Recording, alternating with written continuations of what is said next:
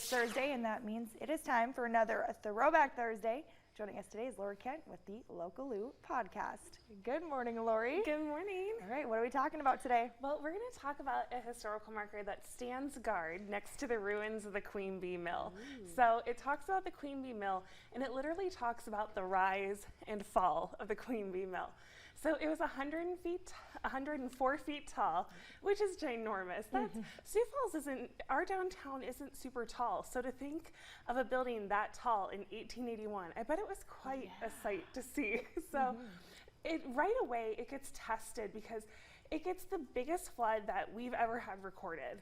And it survives that because this building, it's made out of Sioux quartzite, so it's going to survive a flood. It's stone, and even though the inside is all wood, the outside is all stone, so that keeps it preserved during the flood.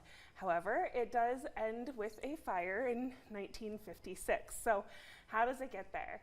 R.F. Pettigrew, he's kind of the guy that we keep circling back to. He keeps trying to make Sioux Falls a thing, and so he's out there getting railroads and investors and people excited about us. So he gets George Seeney, who is a railroad guy and a banker from New York City. And he gets him excited. He's not going to be the only investor, but he's an important one because he actually purchases the land that has the falls in the land around it. It's like 81 acres, and he gets it for a steal. It's like $38,000. Adjust that for inflation, it's a steal. Yeah. So he gets that land, which includes a little island that'll eventually be called Seeney Island, which we kind of talked about before, and it kind of gets eaten up by like progress and pollution. But the falls, right along the falls, is where they want to do this mill. And so they get a bunch of investors, and it's going to take time, it's going to take money, and they had both. So 2 years and about $500,000, $1881 later, like this mill is born. And it's not going to be your run-of-the-mill mill. It's going to be the state-of-the-art. Everything is like perfect. So all we need is some steady water power and a great wheat crop. Oh no, we're out of both of those. we don't have it. And so it just never kind of gets off the ground. And so 4 years later in 1885, they're bankrupt. And so they're going to sell it, they're going to get rid of it.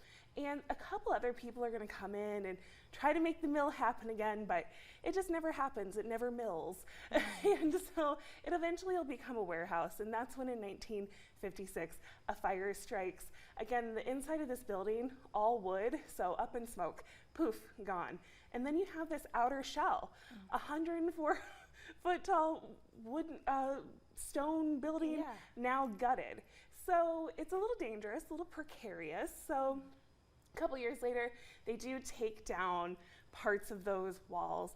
And then we have the ruins that remain, which you flash forward a couple decades, and my sister and I used to play in those ruins. Ooh. But, you know, I don't think we were really adding to like the preservation of the ruins. So in the mid-90s, not solely because of me and Carrie, but because of other people too. In the mid-90s, they do put a fence around it. And so the ruins are now protected, and that historical marker is there to help all the passerbys like learn about what used to be here and what happened.